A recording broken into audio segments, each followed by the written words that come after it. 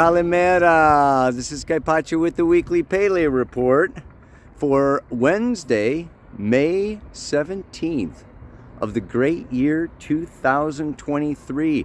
There is so much going on right now. I'm here in Athens, the city of the gods. It's amazing. We've got the moon just going into Taurus today. I'm up here on the mountain of the Muses. Maybe if you've been here, you will recognize this little monument here built a long time ago. Taurus is the ground, the earth that holds within it our great history, all of our past. It's not just our bodies and money and survival, but history is also part of that Taurus legacy. Jupiter is entering Taurus, yes, and, coming into a square with Pluto today. And Mars is going into Leo on Saturday to square Jupiter and oppose Pluto. And Jupiter is coming up to the north node of the moon. It's going to be exact on June 1st. So we've got this whole time of, the end of May, beginning of June, where we've got this Jupiter square Pluto, Pluto square the moon's nodes, and now it's all getting triggered with Mars in the fire sign of Leo. And that's what the mantra is about today. I'm going to talk about that a little bit more. But in addition to that, if that's not enough, right, the sun is going into Gemini on Sunday. So we've got this new moon happening at the very end of Taurus. Two cobblers, I'm going to talk to you about that. The two cobblers as we come to the Parthenon. Doo, doo, doo, doo, doo. Yeah, baby. Look it. I should zoom in on there. So, anyway, where was I? Yeah. The sun going into Gemini, the moon also going into Gemini after we have the new moon. 28-25 Taurus. Then on Friday, she goes into Gemini, goes on through until Sunday. She moves into Cancer. Jupiter and Mars are exactly square on Monday, and Mars is exactly opposite Pluto on Saturday. What a powerful, powerful weekend. So let me talk to you, look at the camera, and explain a little bit more about what that means. All right, everybody.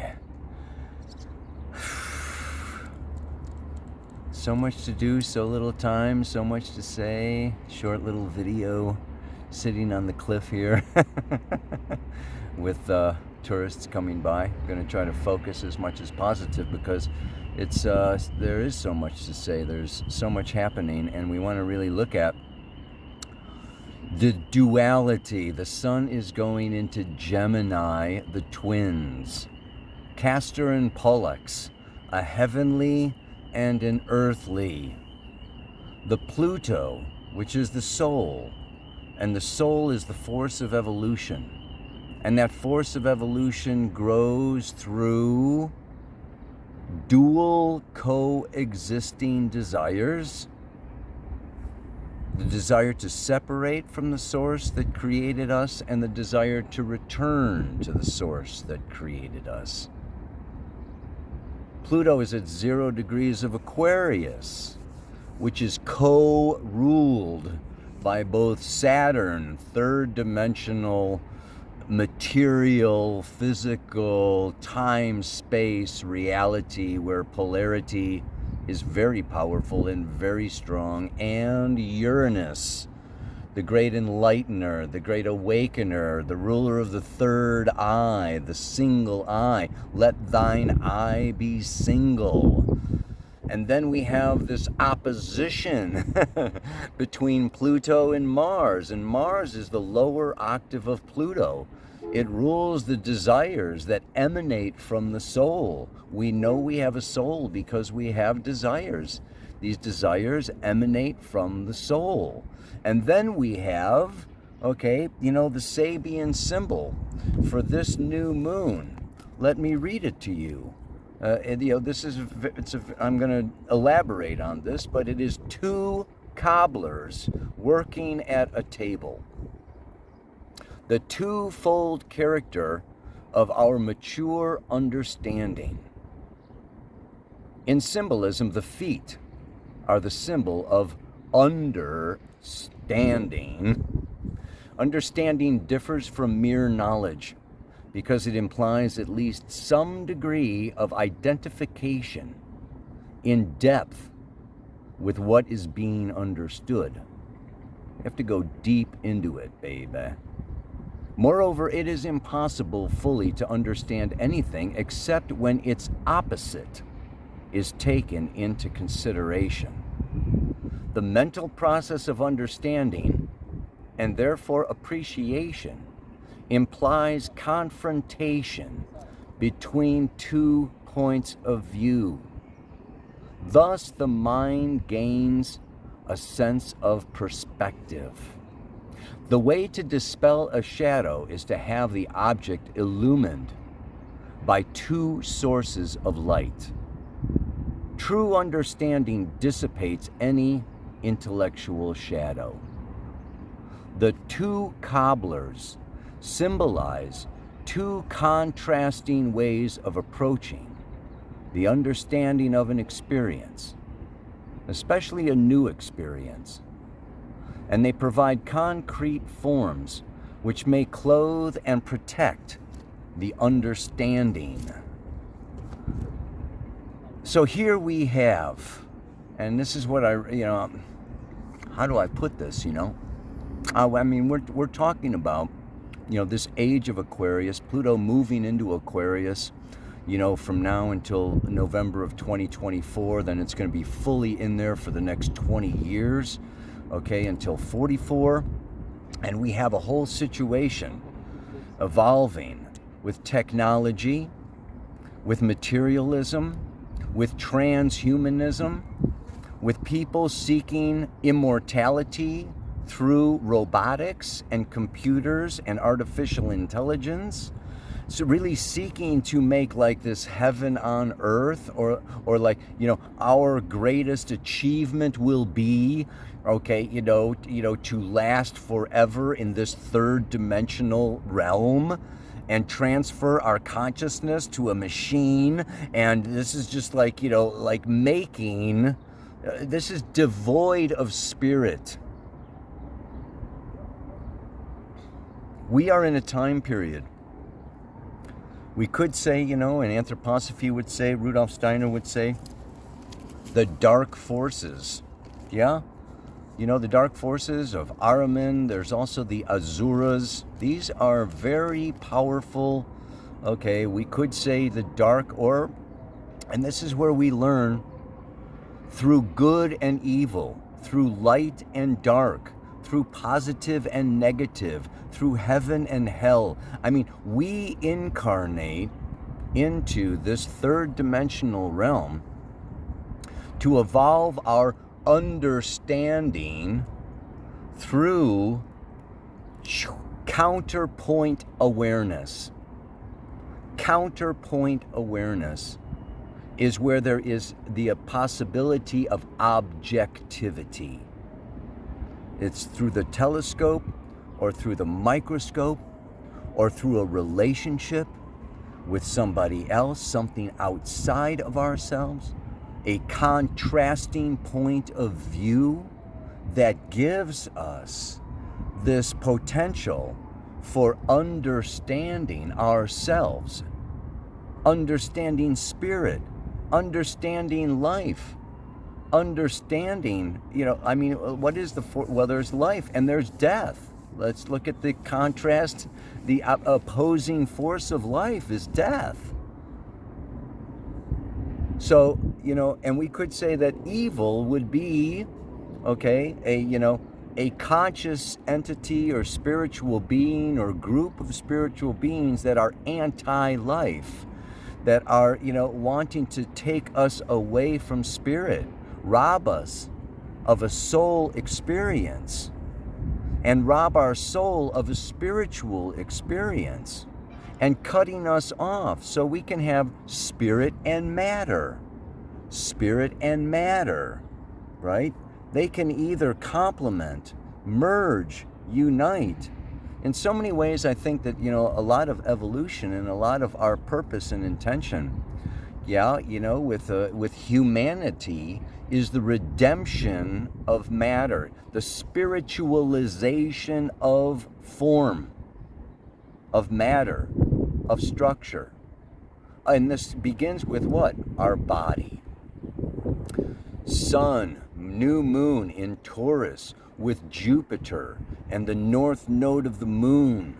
The spiritualization of our body is penetrating our deepest root chakra, which is ruled by Pluto. And after that, the second chakra is Mars. And we have this polarity happening now. Mars going into Leo, the fiery lion of passion, of intense desire, the pride, the conqueror, the cat. Wow. That wants to just we all have, Leo somewhere in our charts. We all have the sun. We all have passion. And that's what the mantra is about today, is working with our passion. When Mars comes into this opposition with Pluto, we're gonna feel, our passion, our desire, our power. I'm going to read to you the Sabian symbol for the first degree of Leo, which is this Mars coming in. And this Mars is going to be squaring this Jupiter on the north node. Pluto, Mars, and Mars is going to come up to square the moon's nodes next week. And so what is this, what is this all saying? It's saying that there is the potential possibility of being overwhelmed, of being swept away by our overwhelming desires.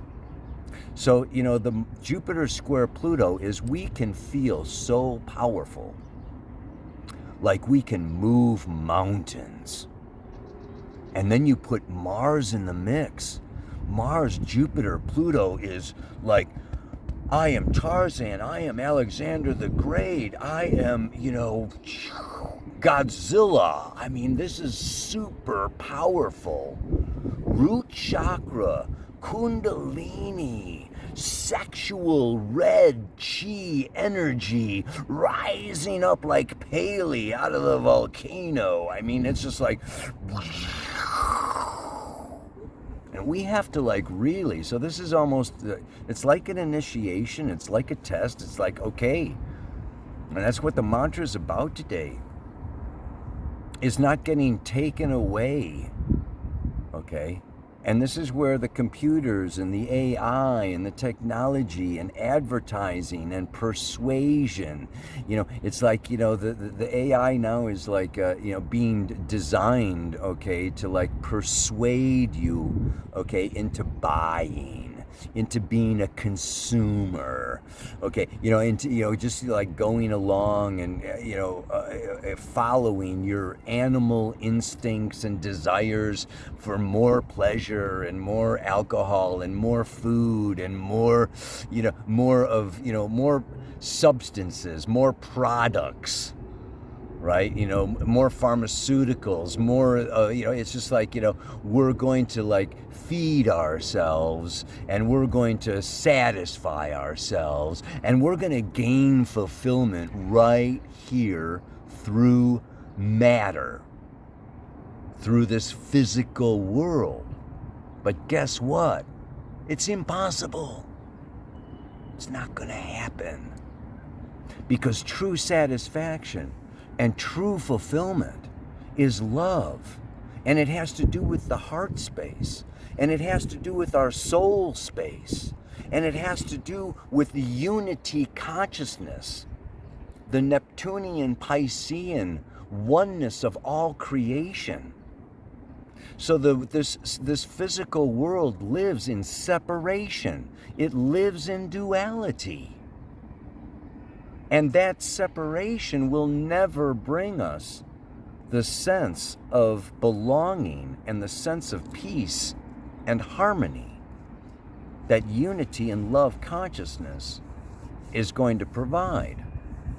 So this is why we have these forces of, we couldn't say evil, that are trying to strip us, okay, and distract us into thinking or believing or feeling that, it's all here and it's all physical, and when we die nothing else happens, and so you got to go for it, right now in all of the, and it's just like doing this whole workshop here in Athens, and it's coming home to our innermost self. It's this coming into, this heart space, this coming into our soul spiritual nature. It's very important for us right now, during this time of initiation. This is a time of testing. We are being tested, and we need to really hold on, and not just hold on. We need to be beacons of light, that spirit is real, that spirit is valuable, that the inner soul experience is profound and deep and powerful, more powerful than the distractions and all of this third dimensional materialism that is happening right now. So we have, it's very important. Jupiter moving into Taurus here is this, bringing truth. Okay, it's going to be there for a year now, right? Till next May, we've got this Jupiter moving through Taurus. And now this north node of the moon in Taurus. It's very powerful about exploring the truth around our material existence, around our physical, sexual nature. So we're also going to have Mars moving into this Leo, squaring this Jupiter, opposing Pluto. And that first degree of Leo is very, very powerful. Yeah? And it has to do with what? It is the blood rushes to a man's head as his vital energies are mobilized under the spur of ambition. An eruption of biopsychic energies into the ego-controlled field of consciousness. It's like a volcano. It's like our animal. It's like the cat is out of the bag. The biopsychic energies, our sexual desires, our emotional needs, for connection and belonging and owning and possessing and conquering and penetrating and merging. And it's just like all of this very powerful, fundamental, primal energy, Pluto, in opposition to Mars. And you just want to make that to the power of 10 when it squares Jupiter. So on the world stage, God knows what's going to happen. We're talking like major power grab is possible here. Yeah? And of course, what is our thing? And this is what the mantra is about today. It's managing it with consciousness. Instead of being carried away by the unconscious or the automatic or the habitual or the animalistic and the primal energies, it's like, no, we are conscious soul spiritual beings, and our task is to be stagecoach drivers and take that team of wild horses and, manage our biopsychic energies. So, it's just like the key symbol for Leo depicts a rising of energy from the heart to the head, a mentalization process. The sun can destroy as well as vivify. Without its symbolical mate, water, it produces deserts on earth. The realization of Atman, the spiritual self, the existence of a formed and steady ego, provided the ego can become a lens of pure crystal focusing, the all-pervasive cosmic light of the Brahman, without introducing the shadows of pride, possessiveness, and showmanship. But this provided raises a very large question. The transmutation of life into mind is a difficult process. It's up to us, and this is our task, right? We incarnate out of these vast, etheric, subtle, spiritual realms into this dense material, bodies and planet and everything to like spiritualize and take that vital core energy, purify it, purge it, give it intention, give it purpose, give it direction. This is our task as spirit beings. Yeah, not to be, not to like the horses, or even this Jupiterian Sagittarius, half man, half horse. Not to let the horse run away with us and take our stagecoach hither and yon, but to with mindfulness, direct and control those vital energies. So we've got the mantra for this week. If you can do it, is I need to create an outlet. When I woke up this morning and with this mantra, it was first it was I have to find an outlet. And I laid there for a little bit and I thought about it, and it's wait a minute. No. It's not about finding an outlet. It's about creating an outlet. This is where we take our potential and we take our thoughtfulness and we take our experience and we take our genius and we create an outlet for my passion-filled desire. As I can warm up the house or burn it down if I don't control my fire. So this energy of Mars is going to be in Leo here, through June into July, I think till July 10th or something, right? So we've got fire planet in a fire sign, all right? And Venus is going to be joining, okay, by June 10th, I think Venus is going to be going into Leo. I said this is going to be the summer of love in my last newsletter. Yeah, baby. Oh my God. So it's wild. It's going to be. This can be a lot of romance. This can be a lot of passion. This can be a lot of connection, and it can be joyful, and it can be creative. And we can give birth to all kinds of new potentials and possibilities. And we can really take and mold and shape our lives and our destinies and our relationships. And this is just I mean, it's the rocket is on the launch pad here, man. And the fire is it's like the countdown, it's like, so we can take off. And and as stagecoach drivers, we can woof. It's time to go. So we don't want to be taken. We want to lead. Yeah? We don't want to be overwhelmed, okay, or just kind of lost. So we have to stay very awake. You got to stay really on it. And take full maximum, advantage of this opportunity to make something outrageous that has never been made, seen, or done before.